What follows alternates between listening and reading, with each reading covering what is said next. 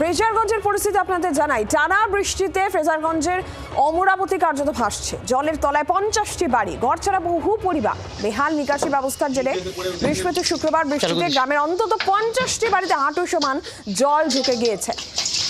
যে ছবি দেখছেন, এইভাবেই ঘরের মধ্যে জল, ভিটে মাটি ছেড়ে এখন প্রাণ বাঁচাতে বহু পরিবার স্থানীয় স্কুল কিংবা হোটেলে আশ্রয় নিতে বাধ্য হয়েছে।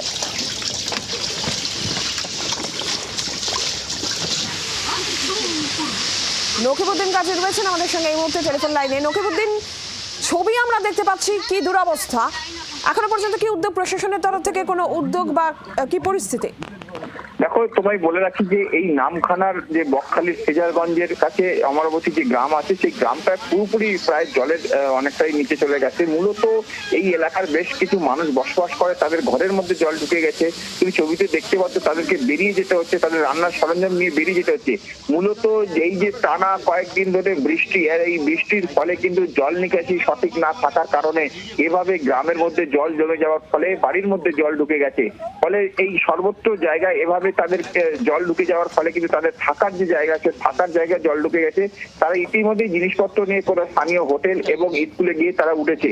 এই ইতিমধ্যেই এই বিষয়টি নিয়ে প্রশাসনের উদ্যোগ নিয়েছে। তারা এই জল কিভাবে বার করবে বা কেন এইভাবে জল জমলো সেটা নিয়ে কিন্তু ইতিমধ্যেই কিন্তু একটা প্রশাসনিক ভাবে স্থানীয় যে প্রশাসন আছে, বিডিও অফিস থেকে তারা এটা নিয়ে লক্ষ্য নজর দিচ্ছে বলে এমনটাই জানা যাচ্ছে। তবে সব থেকে বড় বিষয় হলো যে এই গ্রামে কয়েকদিন ধরে টানা বৃষ্টিতে ফলে এই গ্রামের একটা অংশ জলের তলায় চলে যাবে, এটা কিন্তু ভাবা যায় না। ফলে কিন্তু এই জল নিকাশি ঠিকঠাক না থাকার কারণে এমনটাই ঘটছে বলে স্থানীয় মানুষদের অভিযোগ।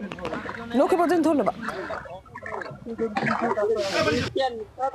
বাড়িতে তো জল ঢুকে গেছে, রাস্তাঘাট ডুবে গেছে, মাঠে জল ভর্তি, ঘরে বাইরে জল ভর্তি, খাটের উপরে সব জিনিসপত্র তুলে রাখছি। আর এখন বর্তমান ঘরে তো থাকতে পারিনি 3 দিন এরকম। কাল থেকে তো বেশি জল হয়ে গেছে, পরশুদিন তো অল্প জল ছিল, তো ঘরে খাটের উপরে বসে রান্না টান্না করা যেত। কাল থেকে তো একদম অবস্থা প্রচুর খারাপ, খাটটা ডুবে গেছে। বাংলার আওয়াজ, বাঙালির আবেগ, জি 24 ঘন্টা।